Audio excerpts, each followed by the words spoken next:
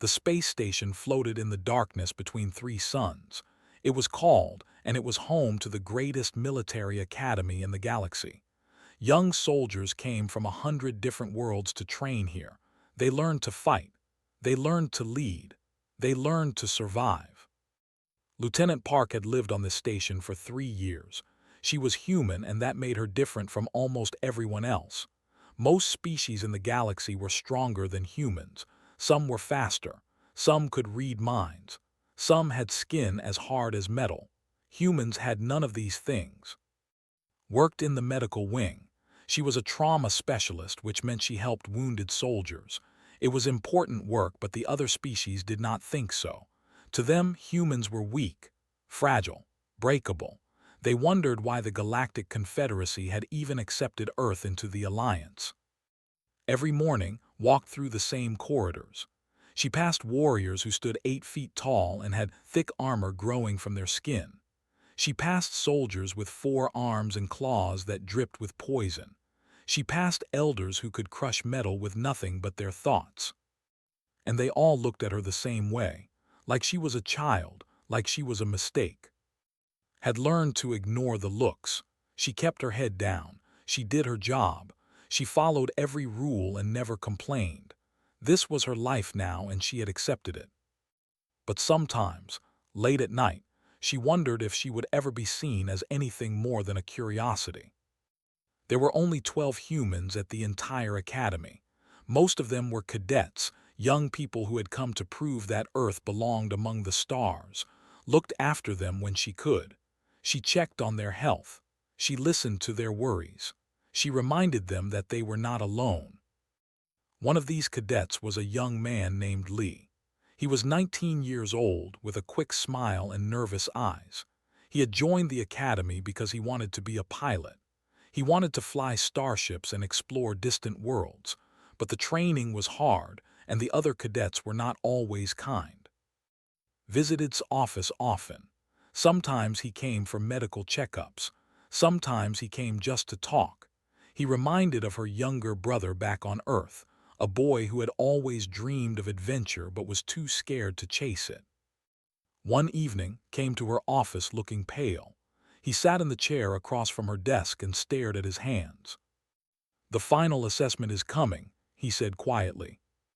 Looked up from her work. "I heard Jungle Moon Theta 7. Nodded, his hands were shaking slightly. "They say there are creatures there, beasts. They say even armed soldiers have trouble fighting them." Put down her. She had heard stories about beasts. Everyone had. They were massive predators with 8 legs and jaws that could split open in 4 directions. Their eyes glowed in the dark. Their claws could cut through armor. 3 entire species had gone extinct because of them. "The instructors will keep you safe," said. "The training zone is controlled. They clear out any dangerous creatures before the cadets arrive." "But what if something goes wrong?" Was quiet for a moment. She understood his fear. She had felt the same fear when she first came to the academy, the feeling of being small in a universe full of monsters. "Then you stay with your unit," she said finally. "You follow your training, you trust your teammates." Looked up at her. "Have you ever been afraid, Lieutenant?" Almost laughed. She had been afraid every single day since she arrived at the station. Afraid of failing, afraid of being sent home, afraid of proving everyone right about humans. But she did not say any of this. "Fear is normal," she said instead. "Every soldier feels it. The brave ones are not the ones who feel no fear. They are the ones who act despite it." Seemed to think about this. Slowly, some color returned to his face. He stood up and gave her a small bow. "Thank you, Lieutenant Park." After he left, sat alone in her office. The lights of the station hummed quietly around her. Through the window, she could see the distant stars, millions of lights scattered across the endless dark. She thought about Earth. She thought about her family. She thought about all the humans who had come to this academy hopping to prove themselves. None of them had ever done anything remarkable. None of them had ever changed how the galaxy saw humanity. They were tolerated but not respected. accepted but not valued. Closed her eyes. She was tired of being seen as weak, tired of watching young cadets like carry the weight of low expectations on their shoulders. But what could she do? She was just a medical officer, just a human, just another fragile creature in a galaxy full of giants. She did not know that everything was about to change. She did not know that in just a few days, she would do something that no one in galactic history had ever done before. She did not know that the universe was watching, waiting for a single moment of impossible courage. All she knew was that tomorrow would come, and she would face it the same way she always had. One step at a time, one breath at a time. Like a human. The transport ship broke through the clouds of jungle moon Theta 7. Inside, 50 cadets sat in rows of metal seats. They were from 12 different species, and they all wore the gray uniform of the Galactic Military Academy. Some of them looked excited. Some looked nervous. A few looked like they might be sick. Sat near the back of the ship. She was the only medical officer assigned to this training exercise. The instructors had told her that her presence was mostly a formality. The training zone was safe. The dangerous creatures had been cleared out weeks ago. There was nothing to worry about. Did not feel comforted by these words. She looked across the ship and found sitting with his unit. He was surrounded by cadets from other species, all of them bigger than him. A cadet sat to his left, her armored skin gleaming under the ship's lights. A cadet sat to his right, his 4 arms folded across his chest. Looked very small between them. He caught her eye and gave her a weak smile. She nodded back at him. The ship landed in a clearing surrounded by thick jungle. The trees here were not like the trees on Earth. They were purple and blue, with leaves that moved even when there was no wind. Strange sounds came from the shadows, clicking, hissing, the calls of creatures that no human had ever seen. The cadets formed into their units and marched into the jungle, followed behind with her medical kit. The air was hot and wet. Insects buzzed around her face. Within minutes, her uniform was soaked with sweat. The training exercise was simple. Each unit had to navigate through the jungle and reach a checkpoint on the other side. They had 3 days to complete the task. Along the way, they would face obstacles designed to test their teamwork and survival skills. The first day passed without any problems. The cadets made good progress through the jungle. They crossed rivers. They climbed rocky hills. They set up camp when the 3 moons rose into the sky. Treated small injuries, a twisted ankle here, a cut from a sharp branch there, nothing serious. The instructors walked among the cadets, watching and taking notes. Everything was going according to plan. On the second day, things began to change. It started with strange sounds in the distance, deep rumbling that shook the ground. The instructors told everyone to stay calm. It was probably just a storm. Theta 7 was known for its violent weather. But noticed that the instructors looked worried. They spoke to each other in low voices. They checked their weapons more often than before. That evening, one of the cadet units reported something strange. They had found tracks in the mud near their camp. Huge tracks, 8 sets of them, each one as big as a dinner plate. The instructors went to investigate. When they came back, their faces were grim. "Beast," one of them said quietly to, "at least one, maybe more. They must have moved into the area after our last sweep." Felt her blood turn cold. "We need to evacuate. We have already called for transport. It will arrive in 6 hours. Until then, we keep the cadets together and pray the beasts do not find us." 6 hours.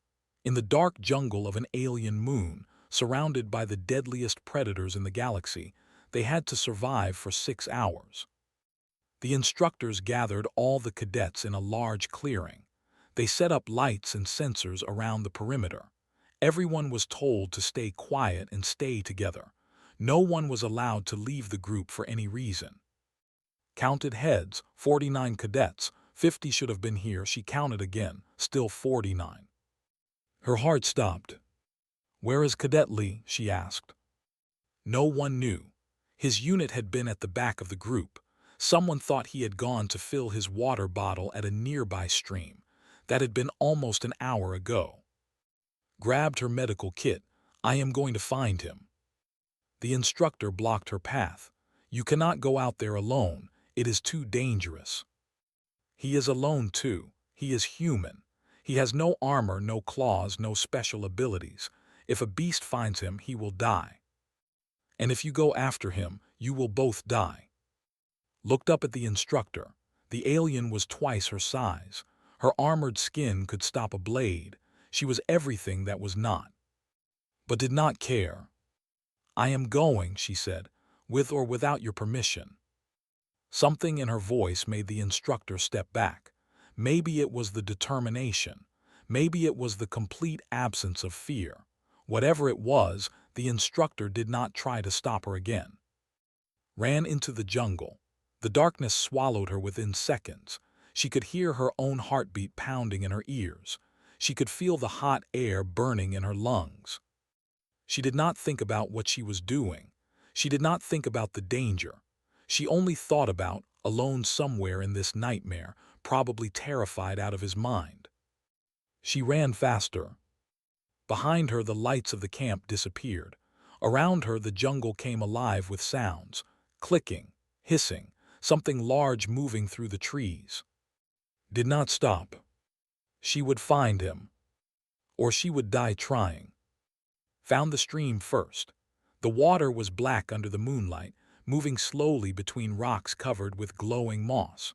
Her boots sank into the soft mud as she searched for any sign of. Then she heard the screaming. It came from somewhere ahead beyond a thick wall of purple trees. A human voice, young, terrified, calling for help. Ran toward the sound. Branches cut her face. Roots tried to trip her. She did not slow down. She crashed through the last line of trees and stumbled into a small clearing. 3 moons hung in the sky above. Their pale light showed her everything. Was backed against a fallen tree. His face was white with fear. His hands were shaking so badly that he could barely hold the small knife he had taken from his belt. And in front of him stood the beast. Had seen pictures. She had watched videos, but nothing had prepared her for seeing the creature in person. It was massive. Its body was longer than a transport vehicle, supported by 8 thick legs that ended in claws as long as her forearm. Its skin was dark gray, covered with hard plates that overlapped like armor. Its head was a nightmare of teeth and eyes, a jaw that could split open in 4 directions, surrounded by 6 glowing blue eyes that tracked every movement. The beast was playing with its prey. It stepped forward, stepped back. It made a low clicking sound almost like laughter. It was enjoying the fear. Did not think. She did not plan. She did not consider the fact that she had no weapon, no armor, no chance of survival. She simply moved. "Hey," she screamed, running into the clearing. "Over here." The beast turned its head. 6 blue eyes focused on her. For a moment it seemed confused. This small creature was challenging it. This soft, fragile thing with no claws, no armor, no weapons. Then it decided she would make a better meal than the boy. It charged. Had exactly 2 seconds to react. She dove to the side as the beast's jaws snapped shut where her body had been. She rolled across the ground and came up running. The beast turned, faster than something that size should be able to move, and swiped at her with one massive leg. The claw caught her shoulder. Pain exploded through her body. She felt her flesh tear, felt hot blood running down her arm. But she did not fall. She grabbed the beast's leg with both hands and twisted her body, using its own force against it. The beast stumbled, just slightly, just for a moment, but it was enough. Grabbed a rock from the ground. It was the size of her fist, rough and heavy. She smashed it into one of the beast's eyes with all her strength. The creature screamed. It was a horrible sound, high and angry and full of pain. Blue liquid sprayed from the ruined eye. The beast thrashed wildly, its legs tearing up the ground around it. One of those legs caught in the chest. She heard her ribs crack before she felt the pain. She flew backward and hit a tree hard enough to knock the breath from her lungs. "Get up," her mind screamed. "Get up or you die." She got up. The beast was recovering. It shook its head, clearing the pain, focusing its remaining 5 eyes on her. Drool dripped from its open jaws. It was not playing anymore. Could barely breathe. Her left arm hung useless at her side, the bone broken in at least 2 places. Her ribs screamed with every heartbeat. Blood ran into her eyes from a cut on her forehead. But she was still standing. The beast lunged, dodged but not fast enough. Its jaws clamped down on her leg. She felt teeth pierce her flesh, felt them scrape against bone. The pain was beyond anything she had ever experienced. She did not scream. Instead, she reached down and drove her thumb into another of the beast's eyes. It released her leg and reared back howling, fell to the ground, but she did not stay down. She crawled toward the beast because running away was not an option anymore. Her leg would not carry her. Her arm would not lift. All she had left was forward. The beast snapped at her. She dodged. It snapped again. She caught one of its smaller limbs and bit down with her own teeth, tearing at the soft tissue between the armor plates. The fight became a blur of blood and pain and desperate violence. Did not know how long it lasted.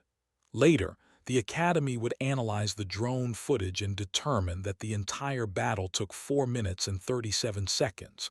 But in that clearing, under those 3 moons, time had no meaning. There was only survival. There was only the next second, and the next, and the next. At some point, found herself on top of the beast. She did not remember how she got there. She only knew that her hands were around its throat, squeezing with everything she had left. The beast thrashed beneath her, trying to throw her off. Its claws raked across her back. Its remaining eyes glowed with fury and fear. But it could not shake her. And slowly, impossibly, its movements began to weaken. Squeezed harder. Her broken bones ground against each other. Her torn muscles screamed for mercy. Her vision darkened at the edges. She did not let go. The beast made one final sound, a wet, gurgling click. Then its legs stopped moving. Its eyes went dark. Its massive body went still. Released her grip and rolled off the creature. She lay on her back in the mud, staring up at the 3 moons. Every breath was agony. She could feel poison from the beast's claws burning through her veins like fire. But she was alive. She turned her head and saw still standing by the fallen tree. He was frozen, his mouth open, his eyes wide with shock. Tried to smile at him. She wanted to tell him that everything was going to be okay. She wanted to tell him to run back to the camp and get help. But no words came out. The darkness at the edges of her vision grew larger. The 3 moons began to fade. The last thing she saw before unconsciousness took her was running toward her, screaming her name. Then there was nothing. Dreamed of Earth. She dreamed of the small house where she grew up, the garden where her mother grew vegetables, the old tree in the backyard where she used to climb with her brother. She dreamed of rain falling on green hills and the smell of the ocean carried by the wind. Then the dreams faded and she woke up. Everything hurt. Her body felt like it had been broken into pieces and put back together wrong. She tried to move, but her limbs would not obey her. She tried to speak, but her throat was too dry. She was in a room filled with soft white light. Medical machines surrounded her bed, beeping and humming quietly. Tubes ran into her arms, feeding her fluids and medicine. A regeneration mesh covered most of her body, working to heal her wounds. Blinked against the light. Slowly, her eyes adjusted. She was in the medical bay of the Academy. The central medical bay, she realized. The one reserved for the most serious cases. How long had she been here? She turned her head, which took more effort than it should have. Through the frosted glass of her door, she could see shadows. many shadows. They were standing in the corridor outside her room, unmoving like statues. Stared at them. Her mind was still foggy from the drugs and the pain. She could not understand what she was seeing. The door slid open with a soft hiss. A man walked in. He was human, middle-aged, with gray hair cut short and a uniform covered in medals. Recognized him immediately. Commander Shin, the highest-ranking human in the entire academy, one of only 3 humans to ever hold the rank of full commander in the Galactic Confederacy. He pulled a chair next to her bed and sat down. His face was difficult to read. "Lieutenant Park," he said, "how do you feel?" Tried to answer. All that came out was a rough sound, barely a whisper.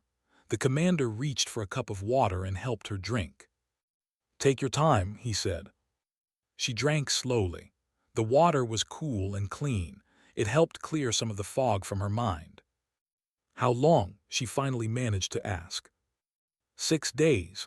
You nearly died 3 times on the operating table. The beast's venom is extremely potent. It was destroying your organs faster than the doctors could repair them." He paused. "No one expected you to survive." Closed her eyes. 6 days. It felt like 6 minutes. It felt like 6 years. She said, "Cadet Lee is safe, completely unharmed thanks to you. He carried you back to the camp on his shoulders, ran almost 2 kilometers through the jungle in the dark carrying a grown woman. The doctors say the stress activated something in him. Adrenaline, fear. He should not have been able to do it, but he did." A small smile crossed cracked lips. The boy had found his courage after all. She opened her eyes again and looked toward the door. The shadows were still there, still unmoving. "Why are there people outside my room?" she asked. Commander Shin followed her gaze. Something changed in his expression. It took a moment to identify it. Wonder. He was looking at the shadows with wonder. "They started arriving on the 2nd day," he said slowly. "First it was just a few warriors from the academy. They said they wanted to stand guard while you recovered. Then more came. Soldiers, elders, cadets from every species. They have been taking shifts day and night, never leaving your door unprotected." Did not understand. Why? The commander turned back to face her. He leaned forward in his chair, his eyes intense. "Lieutenant Park, do you understand what you did on that moon?" She remembered blood. She remembered pain. She remembered squeezing the beast's throat until it stopped moving. "I fought a beast," she said simply. "You killed a beast," the commander corrected. "Alone, unarmed, with your bare hands." He let those words hang in the air for a moment. In the entire recorded history of the galaxy, no single individual has ever done that before. Armed squads with heavy weapons have 40% casualty rates against those creatures. Entire military units have been wiped out trying to fight them. And you, a human woman with no weapons and no armor, killed one in single combat. Was quiet. She did not know what to say. "The footage was recovered from a drone that was monitoring the training exercise," the commander continued. 4 minutes and 37 seconds, that is how long you fought, with broken bones, with torn muscles, with venom burning through your blood. You should have died in the first 30 seconds, but you kept fighting. You kept going. You refused to stop. He sat back in his chair and let out a long breath. "Do you know what the other species are calling it? They are calling it the fire that does not die. They say it is something unique to humans, a refusal to surrender, a will that goes beyond survival instinct." He shook his head slowly. "I have been in the Galactic Confederacy for 30 years. I have never seen anything like this." Looked at the shadows outside her door again. She thought about all the times she had been ignored, all the times she had been told that humans were weak. "I just did what I had to do," she said quietly. "He was one of ours. I could not let him die." The commander smiled. It was a sad smile mixed with something like pride. "That," he said, "is exactly what they cannot understand, and exactly what they cannot stop talking about." He stood up and walked to the door. Before he left, he turned back to look at her. "Rest now, Lieutenant. When you are stronger, there will be many people who want to meet you. The galaxy has questions about humanity, and you, it seems, have provided the first real answer." He left, the door closed behind him. Lay in her bed, surrounded by machines and silence. Through the frosted glass, she could see the shadows still standing guard. She closed her eyes and slept.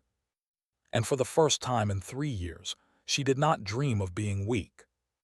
2 weeks after she woke up, was finally allowed to leave the medical bay. Her body was still healing. She walked with a slight limp, and her left arm was wrapped in a support brace, but she was alive and she was standing. The doctors had told her she was a miracle. The amount of damage her body had taken should have killed her 10 times over. The beast's venom alone should have destroyed her nervous system within minutes, but something in her human biology had fought back. Something in her cells had refused to give up.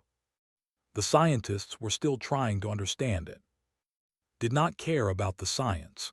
She just wanted to get back to her normal life.